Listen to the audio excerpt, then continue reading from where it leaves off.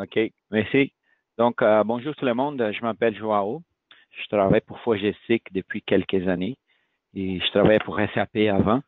Et aujourd'hui, on va parler des transferts de fonds électroniques dans SAP Business One.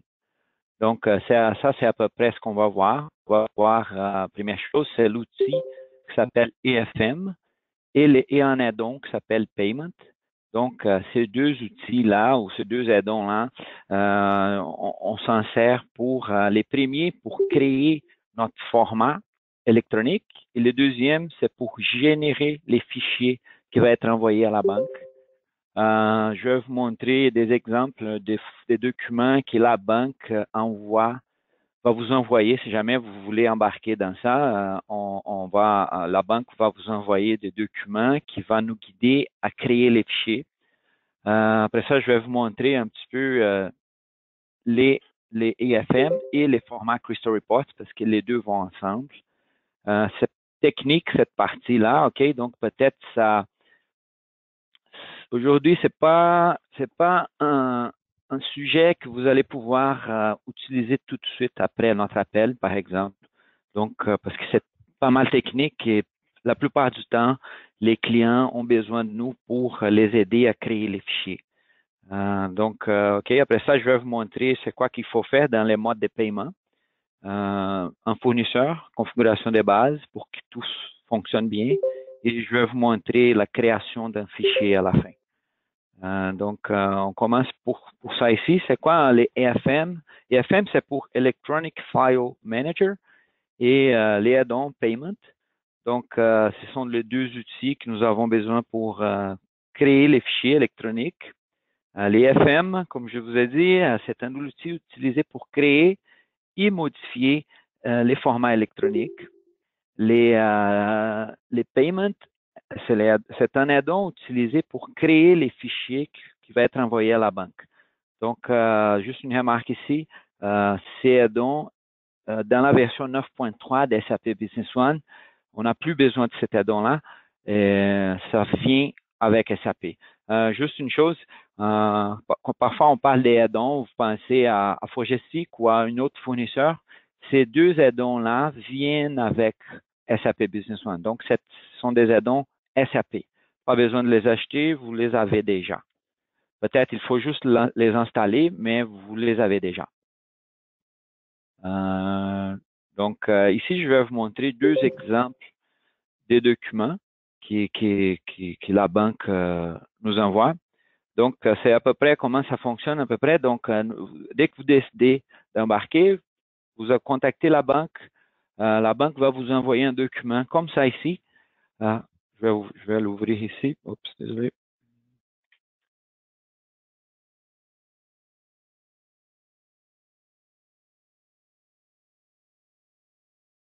Désolé, je pense que je vais devoir débarquer de ma présentation pour vous montrer les fichiers.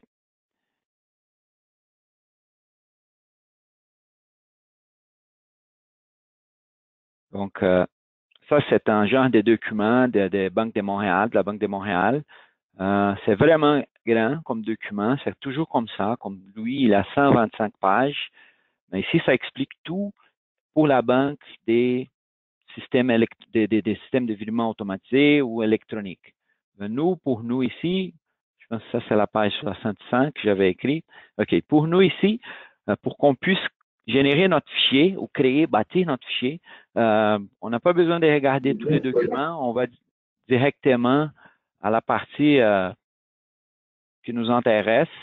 Et pour nous, c'est à peu près ça ici. C'est un fichier de type, c'est ça, c'est 1464 qu'on dit.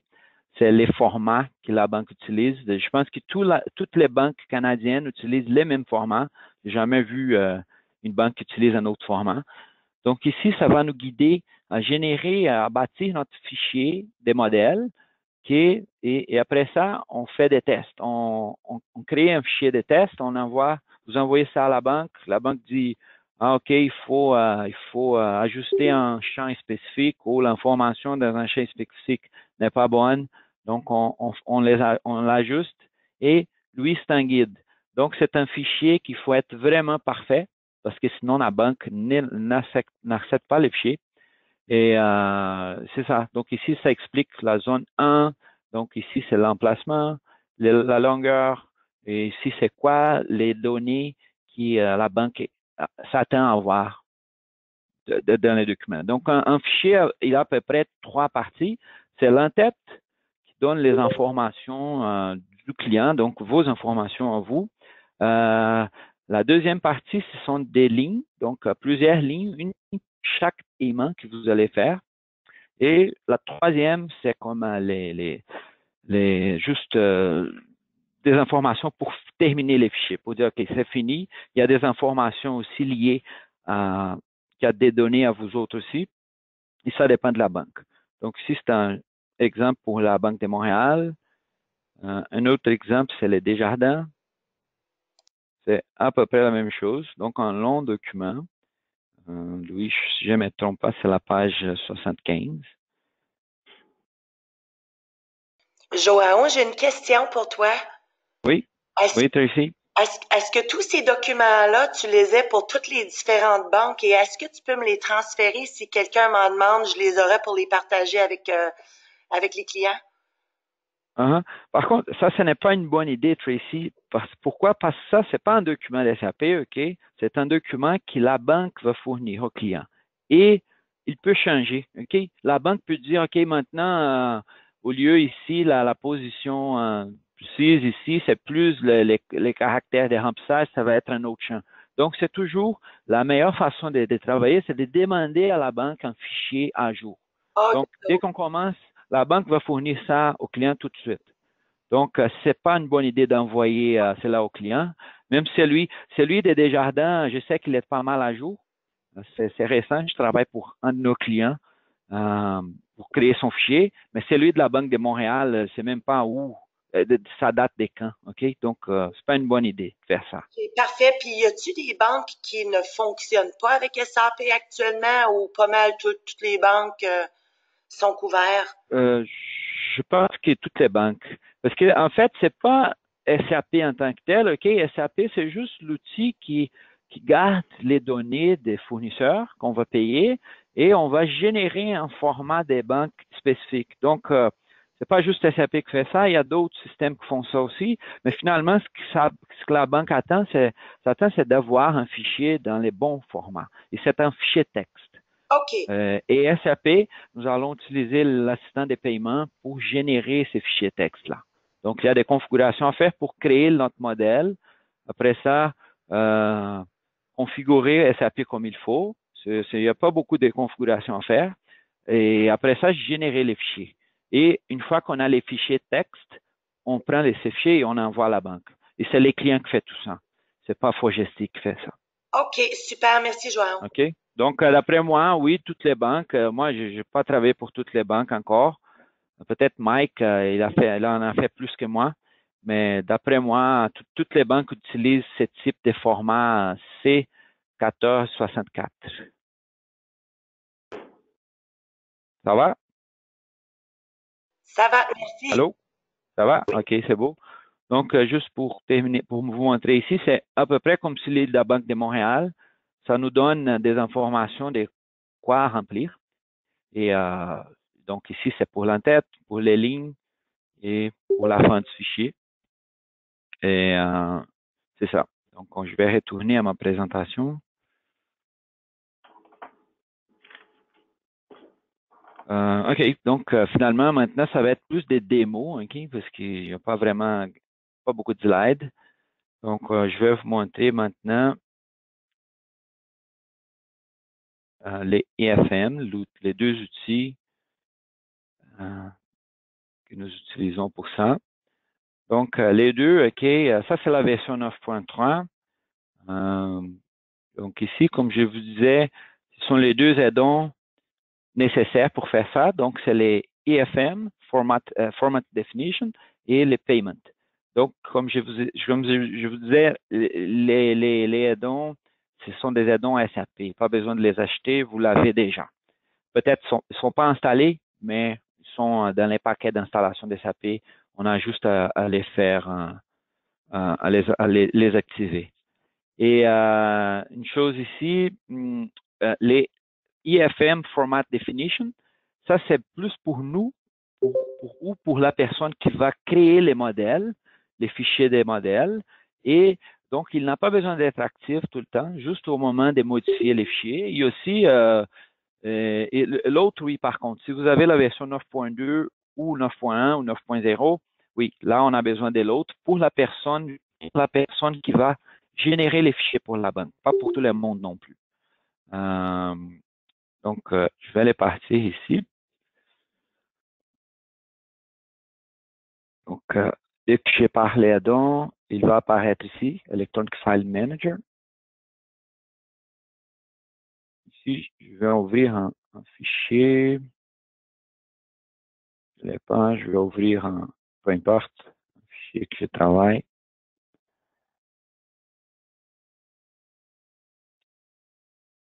Donc, OK. Ça c'est comme, c'est un petit peu plus technique. Comment ça c'est un fichier de type BPP, OK? C'est les fichiers qui c'est FM, comprend. Donc, ici, ce fichier, consiste en deux parties. La première partie, c'est un fichier, celui-ci, c'est un rapport cristal, OK? Et ces rapports cristal-là, on fait la liaison avec cette partie-là, et cette partie-là va chercher les informations que nous avons définies dans les fichiers Crystal Reports. Ça nous aide beaucoup d'utiliser Crystal Reports pour ça. Et ici, on fait la liaison. Donc, par exemple, ici, j'ai le numéro du client. Je vais chercher ça dans les fichiers Crystal. Et les noms du champ que je cherche, c'est client number ici, c'est les free zone number one. OK? Malheureusement, on ne peut pas entrer trop dans les détails parce que ça peut être très compliqué à un moment donné. Donc, je vais juste vous montrer de quoi ça a l'air, c'est quoi le travail à faire. Donc, le travail à faire, basiquement, c'est juste de lier les champs.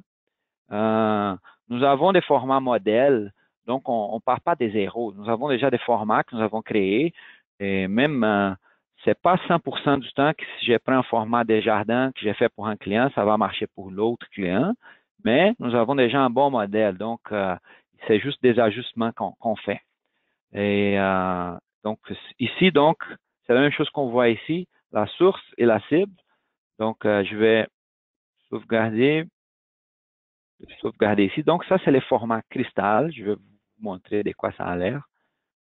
Il y en a déjà, mais c'est pas grave.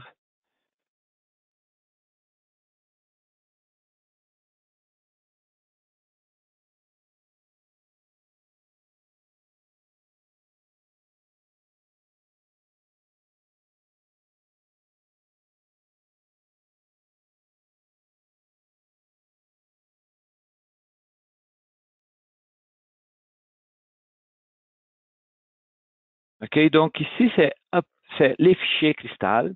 Donc, juste pour vous montrer c'est quoi la relation entre les deux. Ici, nous pouvons, dans ces fichiers cristal ici, ajouter des formules et ajouter des champs. Donc, ici, c'est notre source des champs. Ce sont les tables SAP liées au paiement. Et donc, ici, dès que si je fais ici comme pays name, si je les mets ici sur mon format cristal et je prends ces formats cristal-là, je les sauvegarde et je les l'envoie ici, comme je mets à jour mon fichier BPP ici, les champs pays name va apparaître ici du côté gauche et je vais pouvoir les lier à un champ à droite qui c'est mon fichier, mon format de la banque, CPA 1464. Donc, c'est à peu près comme ça qu'on travaille. Donc, ça peut être un champ qu'on les déplace si on les met ici, comme aussi ça peut être un champ, une formule qu'on crée pour arriver exactement aux données, au format des données que la banque veut qu'on envoie. Donc, c'est à peu près comme ça. C'est pas mal technique, cette partie-là, mais c'est pas compliqué. Une fois qu'on commence à travailler avec, on voit que c'est pas très compliqué. C'est juste ça a l'air compliqué, mais pas trop. Donc, une fois que notre format, OK, qu'on a bâti notre format, juste pour vous montrer, ici, c'est intéressant. Je ne sais pas si vous vous rappelez ici, si je prends les guides des jardins, par exemple. Donc, il y a une logique. Donc, si je prends ici les numéros 1, c'est la première ligne que la banque s'attend de voir, la première donnée, en fait. Donc, ici, je vois que c'est la position, c'est le numéro 1, c'est la position 1, c'est un champ de longueur 1, et les contenus que la banque s'attend, c'est la lettre A. Donc, si je viens ici, si je prends ici mon record type, ici, ça va être à gauche ici, vous voyez exactement la même chose que la banque. Donc, décalage 1, longueur 1, et c'est pas la valeur A. OK? Donc, ça peut être aussi une valeur qu'on ajoute ici, comme ça. On ne va pas chercher cette valeur dans la base de données. La valeur est déjà là.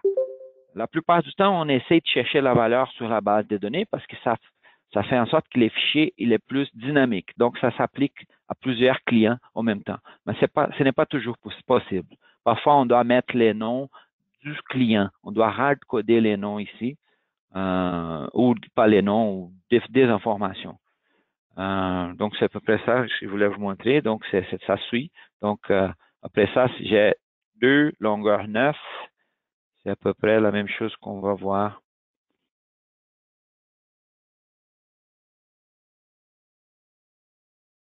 OK. Donc, comme ici, 2 longueur 9, c'est quoi l'information? Donc, après cela, après avoir modifié mon format, je le sauvegarde. Je donne un nom, les noms, peu importe, mais ça va être un fichier de type BPP, que SAP comprend ce type de fichier. Donc, par exemple, test. Je vais pas les mettre à jour tout de suite, mais, parce que j'ai déjà un fichier qui fonctionne dans mon système. Donc, après ça, une fois que le fichier est créé, nous devons configurer notre mode de paiement dans SAP. Nous devons mettre ces fichiers-là dans les modes de paiement. Donc, ici, je vais dans définition, opération bancaire, mode de paiement. J'ai un mode de paiement qui s'appelle EFT, CAD, donc Electronic File Transfer. Les noms, peu importe ici pour nous, OK? C'est juste un nom que j'ai utilisé pour mes tests. Et ça ici, les formats fichiers, c'est où on va chercher notre format. Donc, on vient ici, on dit ça ici, affecter les formats. Ah non, désolé, décharger. Ici, je vais chercher mon format que j'ai créé, mon fichier type BPP, comme test BPP. J'ai la signe ici et ça va être lié au mode de paiement EFT CAD. Donc, ça veut dire quoi? Ça veut dire qu'un fournisseur qui est lié à ces modes de paiement-là, on va rouler l'assistant de paiement et l'assistant de paiement va comprendre que c'est un type, c'est un mode de paiement qui va générer un fichier. Il va générer un fichier texte et ce fichier-là va être envoyé à la banque. Donc, c'est juste ça dans SAP pour les modes de paiement. Après ça, nous devons configurer aussi les fournisseurs. Donc, il y a des configurations à faire. Ça dépend aussi, ça dépend un peu du type comment on a bâti notre fichier. Donc, les informations de base, c'est pas compliqué non plus. Ce sont les informations bancaires du fournisseur pour qu'on puisse dire à la banque dans quel compte on va envoyer l'argent. On va faire les paiements. Donc, ici, c'est vraiment comme la banque du fournisseur, les pays, les codes bancaires, les numéros de compte. Ici, on peut jouer avec les champs qu'on veut. Et une autre information très importante aussi, c'est d'assigner dans l'onglet cycle de paiement, c'est de dire que les fournisseurs, il est assigné au mode de paiement EFT CAD, celui qu'on vient de créer. Donc, pour que l'assistant de paiement prenne en considération que c'est les types de paiement pour ces fournisseurs-là. Donc, si tout est comme ça, la facture qu'on va créer ou les factures qu'on va créer pour ces fournisseurs-là, les factures d'achat, vont être liées au mode de paiement EFT CAD. Comme par exemple ici,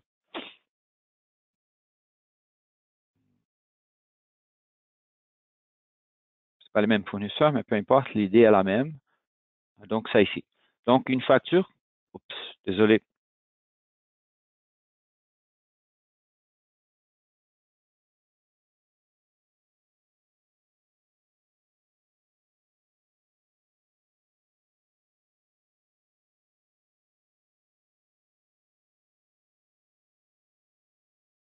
Donc ici, c'est ça, on parlait de la facture, désolé.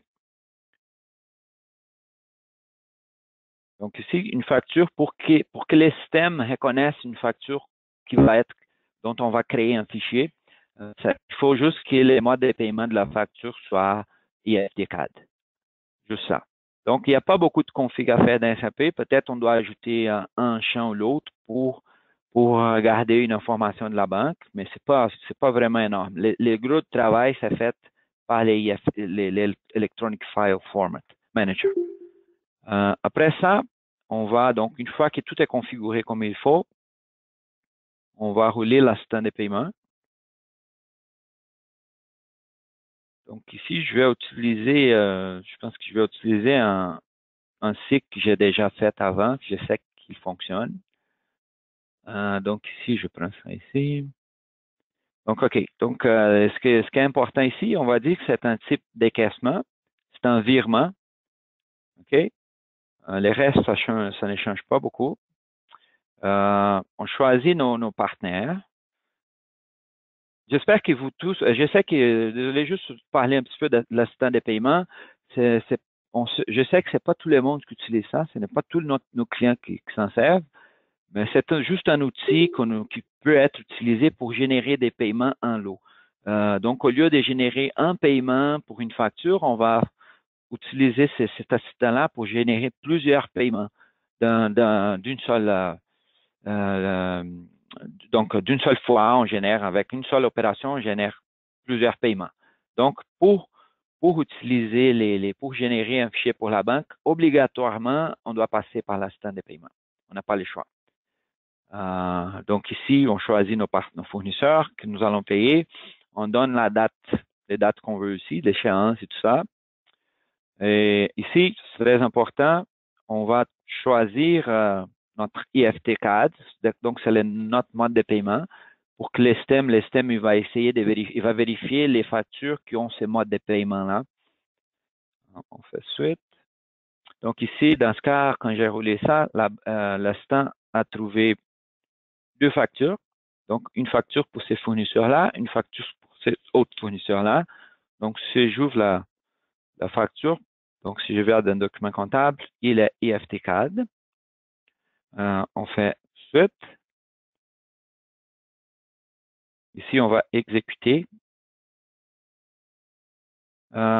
Ici, puisque j'ai déjà roulé ça, j'ai recréé fichier, mais vous allez voir en bas ici les fichiers de la banque. C'est les petits boutons clés en gris. Il est gris maintenant, mais c'est les boutons qu'on va utiliser pour générer le fichier. Je vais juste recréer mon fichier.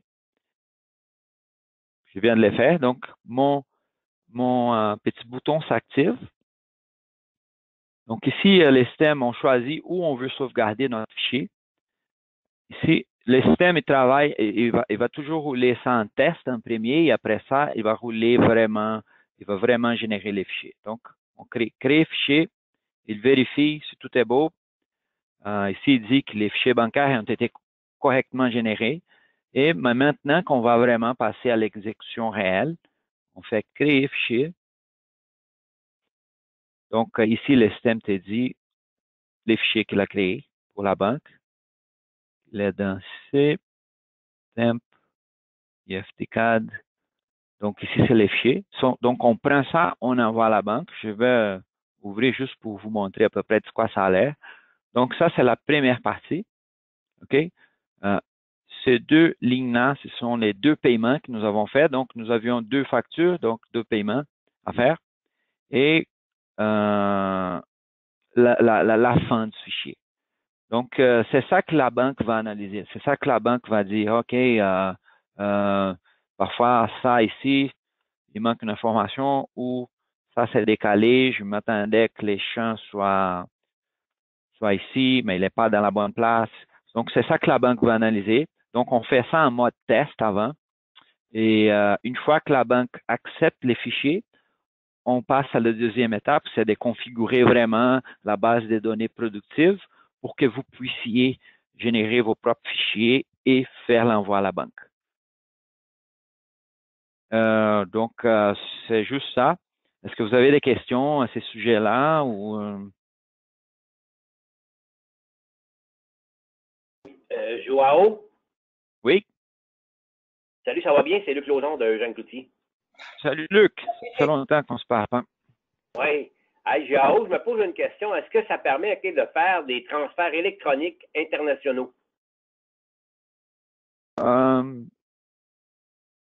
Donc, c'est pas un paiement, c'est un transfert. Oui, c'est un transfert, oui. Je n'ai jamais fait ça, Luc, mais d'après moi, oui, OK, les fichiers de la... mais c'est une bonne question. Je peux pas te répondre tout de suite. C'est parce que nous autres, on passe par la banque pour aller faire les transferts. On passe par RBC Express là, pour aller faire des transferts internationaux. Autrement dit, aller payer des fournisseurs en Chine ou au Brésil. Là. OK. Et d'après moi, oui, parce que finalement, c'est juste peut-être les formats qui va changer un peu. J'ai jamais fait ça. Ça permettrait d'éviter de passer par la banque, si j'ai bien compris. Non, pas nécessairement, parce que c'est la banque qui va faire le travail. Ces fichiers-là, OK, nous allons envoyer ça à la banque. OK, ouais, OK, non, mais ça, tu l'envoies à la banque, OK, mais Oui. moi, comme tel, le travail que je fais dans RBC, j'aurais pu le faire, autrement dit, j'envoie le fichier. Ah, c'est ça, c'est exact. Donc, quand tu dis RBC, c'est les sites web d'RBC.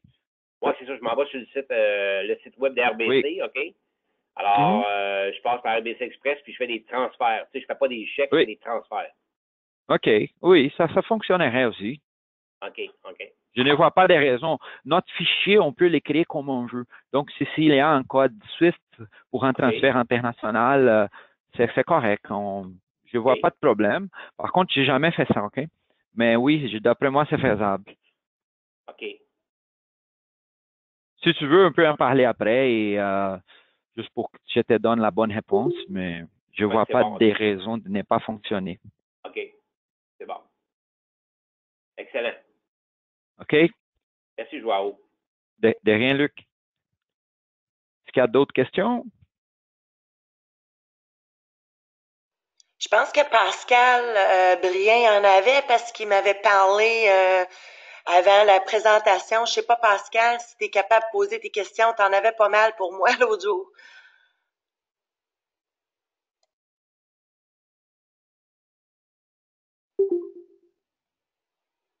OK, j'en ai une ici.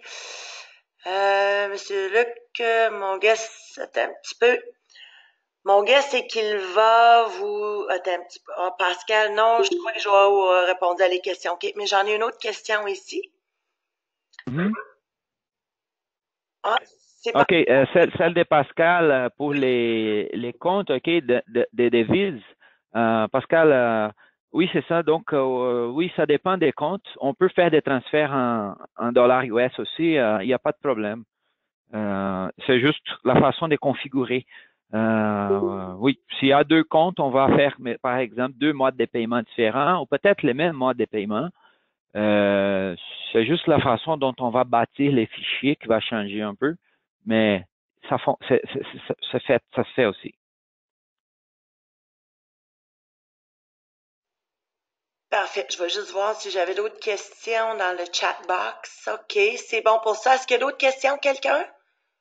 Puis juste pour un petit récap, Joao, si j'ai bien compris, c'est la version 9.3 qui fait ça, qui est intégrée dans le SAP, c'est bien ça? Sans être... Pas nécessairement. La seule, on peut faire ça, on n'a pas besoin de 9.3 pour faire ça, OK? La seule différence qu'on a, c'est que les dons paiement, OK? Ici, vous voyez, il il ne marche même pas. Et on n'a pas besoin de l'aidon paiement pour exécuter l'opération. Mais ça, pour être sincère, ça ne change pas grand-chose parce que, première chose, l'aidon est gratuit. Il vient avec SAP. C'est juste que c'est un aidon des moins. Mais c'est la seule différence entre la 9.1 ou 9.2 ou 9.3, c'est qu'en 9.3, tu n'as pas besoin de aidon paiement. Okay. Mais ça se fait même dans les vieilles versions, ça se fait. Est-ce que vous avez une date à quel moment 9.3 va être officiellement libéré? Il sort au printemps. SAP, oui, c'est ça. Mais SAP ne donne jamais une date exacte. Mais c'est ça, comme Tracy disait, c'est à peu près environ au printemps, on s'attend de voir ça. Okay, au Est-ce que ça t'intéresse? Oui, c'est ça. Parce que si c'est pas encore disponible pour tout le monde, on peut quand même installer. OK? Il y a des clients qui roulent déjà 9.3. Il faut juste faire la demande à SAP pour que SAP ait le contrôle de qui a installé la version. Mais c'est possible de le faire avant.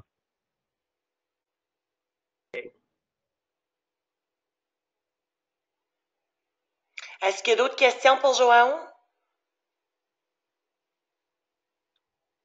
Ça va?